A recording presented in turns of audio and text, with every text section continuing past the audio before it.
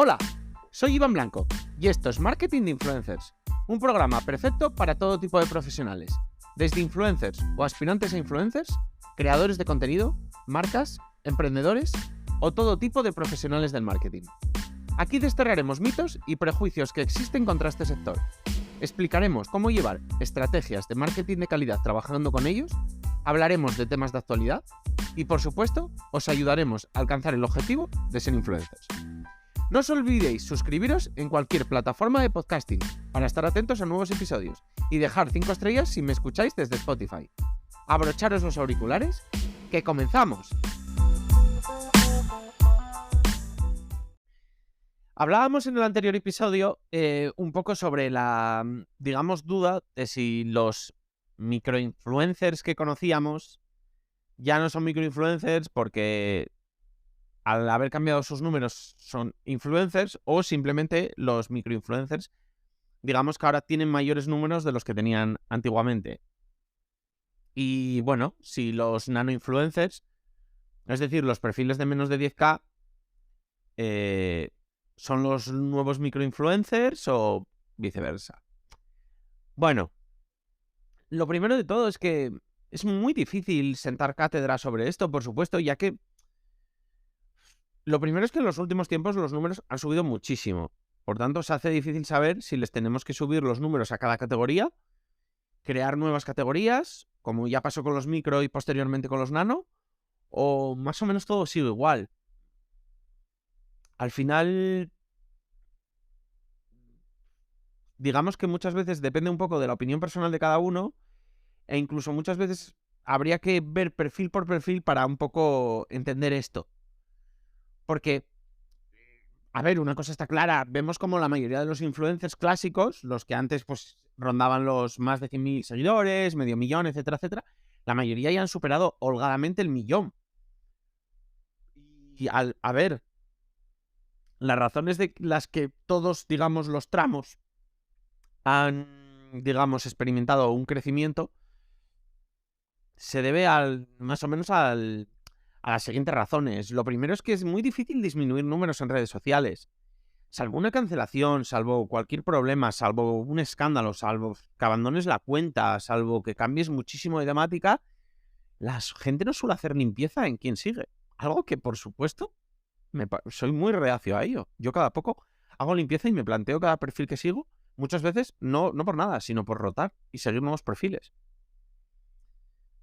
Y no pues tener el Instagram, digamos, demasiado lleno, porque sí que me gusta más o menos hacer un pequeño seguimiento, digamos, a todas las personas que sigo, tanto amistades por un lado, como marcas, como profesionales, como creadores de contenido, como todo tipo de perfiles. Por tanto, si al final empiezas a seguir a 2.000 personas, es muy difícil hacer esto. Así que esto por un lado, salvo a nada que estés un poco activo, la única posibilidad que tienes en redes sociales es de crecer. Otra cosa, evidentemente, es el ritmo, eso es claro y evidente. Segundo, cada vez hay más usuarios en redes sociales, por tanto, cada vez hay más posibilidades de sumar seguidores. TikTok hasta hace 2 años, digamos que era solo para adolescentes, o hasta hace 3, y ahora lo usan la mayoría de las madres, increíblemente. O sea que, por ejemplo, en TikTok es muy fácil tener más seguidores. ¿Por qué? Porque lo usa más gente. En Instagram, a día de hoy, sabemos que los seguidores siguen creciendo. O sea, los usuarios, perdón. Y luego, por último, y esta también creo que es muy importante, es un poco cómo han ayudado Reels y TikTok. Porque creo que la forma de crecer para perfiles potentes es, digamos, muchísimo mayor. Porque le dan una exposición que antes no le daba a Instagram, por ejemplo. Antes, digamos que dependías mucho del boca a boca, de un crecimiento más, digamos, lento. Y ahora, sin embargo, sí que tienes la posibilidad de, con 2, 3 Reels o TikToks virales, de crecer muchísimo. Y al final esto depende muchas veces de lo bien que hagas tu trabajo. Por tanto, digamos que no es tan complicado y no está tan lejano si haces las cosas bien. Por tanto, la suma de esas 3 razones ha hecho que todos hayamos crecido en redes sociales en torno a los seguidores. Por tanto, sí, los microinfluencers han crecido. ¿Siguen siendo micro o podemos llamarlos influencers a secas? Pues esa es un poco la disyuntiva. Bajo mi criterio deberíamos ir más allá y, como os he dicho, deberíamos, por ejemplo, plantearnos su categoría. Es decir, si siguen siendo de nicho, para mí siguen siendo un microinfluencer. Sin embargo, si ya pasan al lifestyle o amplían un poco más ya su categoría, englobando, digamos, ya colaborar con marcas un poco más diversas y digamos, pues yo que sé, temática un poco más variada, pues ya saliendo o no saliendo de los números, que también son importantes, por supuesto, ya para mí serían influencers. Sin embargo, si siguen siendo perfiles de, digamos, del nicho concreto que eran antes, pues simplemente se puede deber esto a que ellos sigan siendo microinfluencers, pero el nicho haya crecido. Es decir, que haya más interés en esa temática. Que esto ha pasado en bastantes temáticas. Por poner un ejemplo, los planes, las cuentas de planes, han crecido muchísimo. ¿Por qué? Porque en Reels se encajan muy bien. Y además se han adaptado muy bien y ha habido un boom. Por tanto, estas temáticas que antes igual tenían 20.000, 40.000 seguidores, ahora se pueden mover en ciudades grandes. Evidentemente, si propones planes en Logroño, no es lo mismo que proponerlos en Madrid o Barcelona, pero las de Madrid o Barcelona se mueven fácilmente por 100.000, 150.000 seguidores, a nada que tengan un poco de éxito. Por tanto, sí que es verdad que digamos que para mi gusto siguen siendo microinfluencers, porque la temática sigue siendo muy, muy pequeña, a no ser que ya hayan ampliado lo que estoy diciendo. Pero sí que es verdad que en números no son microinfluencers. Por tanto, es un poco complicado.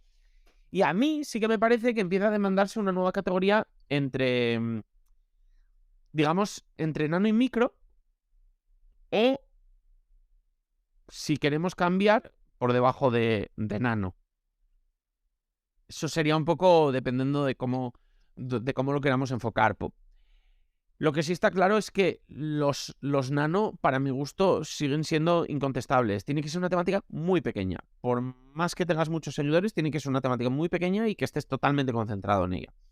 Para mí es lo que te hace nano. Entonces, si entre el nano y el microinfluencers queremos poner uno, o simplemente porque los nano han crecido en números, queremos poner una por debajo, no lo veo mal.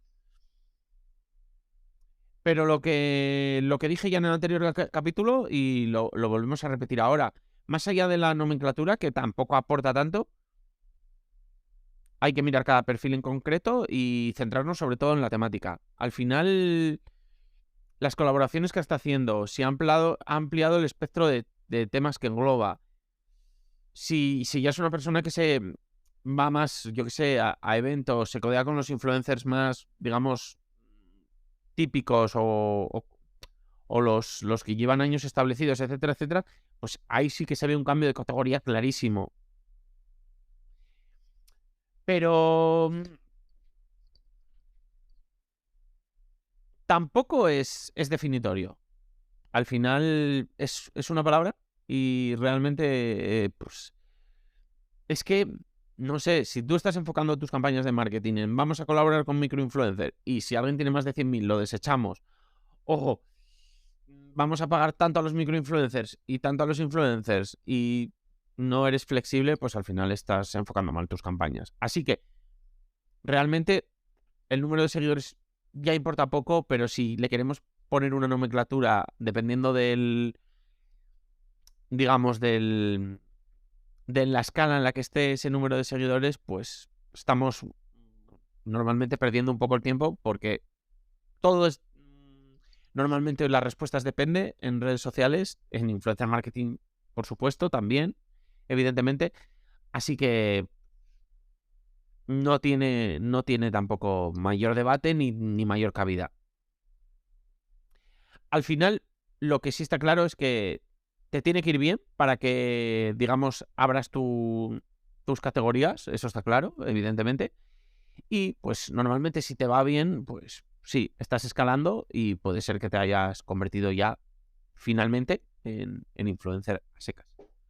Pero es que realmente muchos microinfluencers siempre fueron influencers. Así que nada, bueno, sí. En definitiva, todos hemos crecido en números. Si no tienes un problema, evidentemente, estás muerto, entre comillas, en redes sociales a día de hoy. Y bueno, seguir catalogando esto, aumentar el rango, añadir nuevas categorías, bueno, nos puede servir como juego, pero tampoco va a cambiar nada. Así que nada, decirme qué opináis. Podéis proponer nombres para nuevas categorías, podéis decirme lo que os parecen las categorías, si las eliminaríais, si las consideráis útiles, si las consideráis útiles para que las utilizáis, lo que queráis, ya sabéis. Y hablamos en el siguiente episodio, que vamos a hablar un poco más adentradamente de los nanoinfluencers, que ya los hemos mencionado en 2 episodios y creo que toca hablar de ellos. Así que nada, nos vemos en el próximo episodio y adiós.